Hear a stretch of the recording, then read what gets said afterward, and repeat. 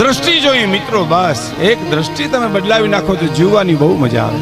દાખલા તરીકે એક ગુલાબનો છોડવો છે, ત્યાંથી તે એક સજ્જન માણા નીકળે તો શું કહે સમજી લેજો. શું કહે? કાંટામાં કેવું સરસ રૂડું ગુલાબનું ફૂલ છે. જોયું? કાંટામાં કેવું રૂડું ગુલાબનું ફૂલ છે. અને મૂર્ખું નીકળે તો શું કહે? ગુલાબના ફૂલમાં કાંટા તો જો, ઓહો બહુ કાંટા. હવે એને ફૂલમાં કાંટા દેખાય છે, પેલાને કાંટામાં ફૂલ દેખાય છે. બસ આટલી જો દ્રષ્ટિ બદલી જાય. એક દીકરી હાલી જાય, સિયા રામ મય સબ જગ જાની, કરહું પ્રણામ જોરી જુગ પામી. એમાં તમને સીતાનું રૂપ દેખાય, રાધાનું દેખાય, મોગલ આવડનું રૂપ દેખાય, તો દ્રષ્ટિ પવિત્ર થઈ જાય એમ સોનલમાં કહેતા છે. થોડી થોડી બાબતમાં આજ માણસો સહનશીલતા છોડી દે છે. થોડી થોડી બાબતમાં માનો ને કે આપણા વર્ગમાં જો આપણે આમ પુરુષ વર્ગમાં જેવું કે તો એમ કહેવાય ચોટલી ખીતો થઈ જાય એની. અને ઘણાય તો 24 કલાક ઇમરજન્સીમાં જ રખડતા હોય. બોલો. પણ નહીં, આ દેશ સહન કરવાનો દેશ છે. એટલે મારે આપને એક પ્રસંગ માના સાનિધ્યમાં કેવો છે.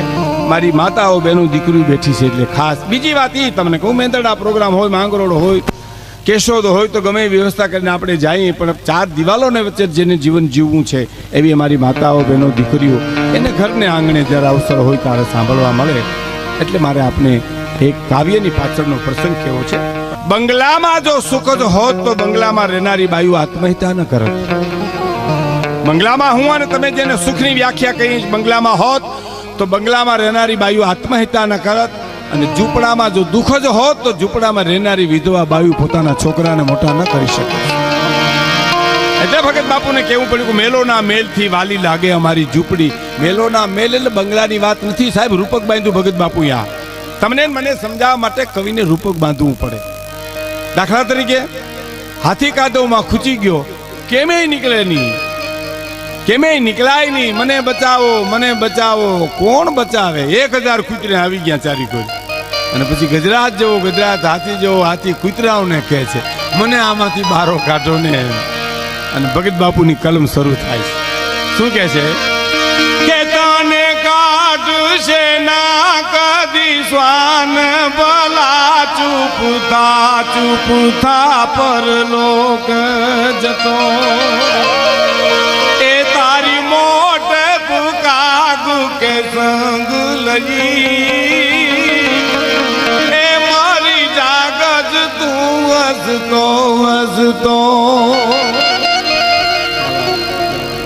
તને કાઢશે ના કદી શ્વાન ભલા, ચૂપ થા પર લોક જતો. તારી મોટપ કાગ કે સંગ લઈ, મરી જા ગજ તું હસતો હસ. એક રૂપક બાંધ્યું છે. હલકા માણાના સહવાસથી જીવવું એના કરતા મૃત્યુ હારું એમ. અને તમે જોજો દુર્જનની અસર બહુ થાય. હા, સજ્જનની અસર બહુ વધારે બહુ મોડી થાય.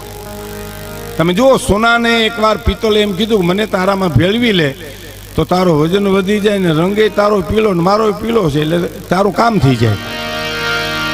તો સોનું કે એ વાત તો તારી સાચી, પણ કેરેટ ઘટી જાય એનું શું એમ? એમ સંસ્કારના કેરેટ નો ઘટવા જોઈએ, ગમે સ્થિતિમાં જીવે તો.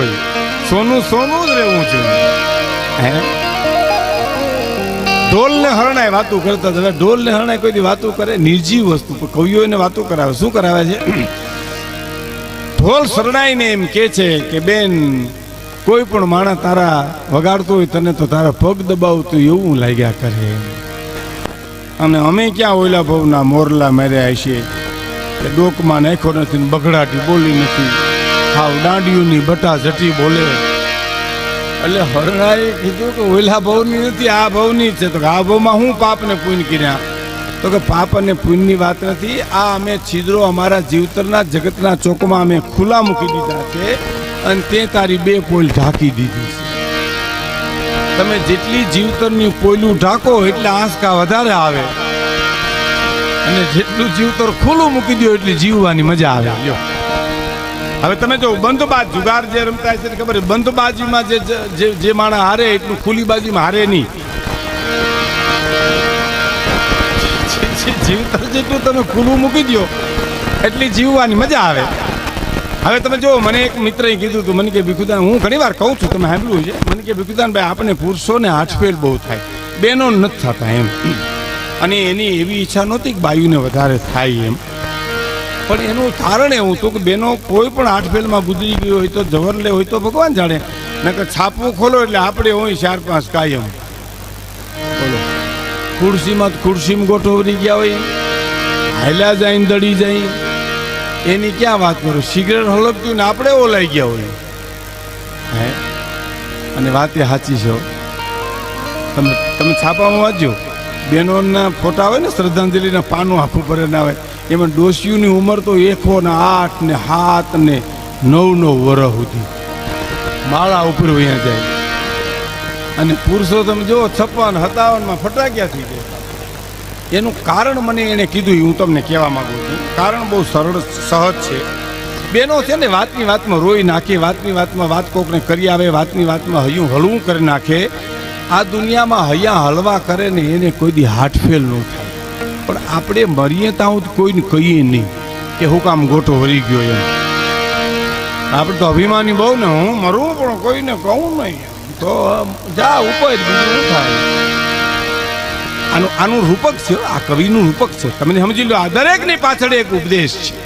દરેકની પાછળ એક મા દીકરાને કડવી દવા પાવા માટે ગોળ નાખે.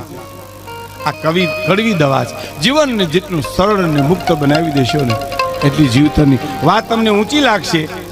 આપણે માલધારી જીવન છે, પણ જે કૃષ્ણમૂર્તિ હાલતા ને તેને જોવા, એની હાલ જોવા માટે માણસો જાતા. કેટલી મુક્ત હાલ છે આ માણસની છે. આ વાત તો આખી જુદી છે, ફિલોસોફરની વાત છે. પણ ફિલોસોફરને આપણા માલધારી છે ને એને ન ભૂગેલી હોય.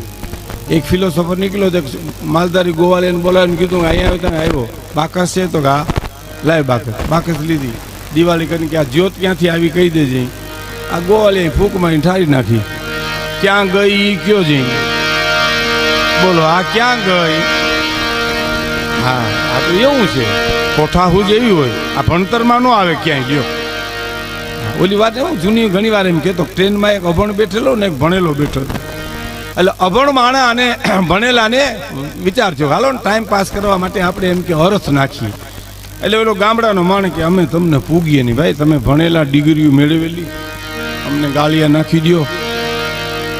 તો કે ના ના એવું નહીં, એવું એટલે ભણેલા નહીં કંઈક એમ થયું, હું ભણ્યો છું. એટલે કે તો ભાઈ એમ કરો, અર્થ નાખીએ, તું હાર તો તારે મને 10 રૂપિયા દેવા, હું આવું તો મારે તને 20 રૂપિયા દેવા. બસ એ તો ઓડોફ કરીએ લ્યો. ગામડા માણસની મજા આવી તો લ્યો હાલો ઓડોફ કરીએ કે હાલ નાખો અર્થ. તો કે નહીં તમે અર્થ પેલા નાખો. એટલે ગામડાના માણસે કીધું તો હું નાખું તો હા, 1 પગે ઉડે ને 2 પગે હાલે, 2 પગે હાલે ને 1 પગે ઉડે કહી દેજે. હવે એને ખબર જ ન પડે બિચારાને, ક્યાં ભણવામાં આવે જ નહીં. આ હું જાણો પરસેવી રેબજેબ થઈ ગયો જપ. અને આને કીધું જટ કરી, મારે પાછું મોડું થાય છે નથી આવડતું. તો ગાયરો કબૂલી લેતો, હા તો 20 રૂપિયા લાવી. એટલે 20 રૂપિયા દઈ દીધા. પણ કીધું હવે તમે કહી દો તો મને નથી આવડતું, હાલે આ 10 તારા પાછા, અને હવે નથી રમવું એમ. આ કોઠા હું છે જેને કહેવાય, પણ જેની હાલ મુક્ત હોય સાહેબ.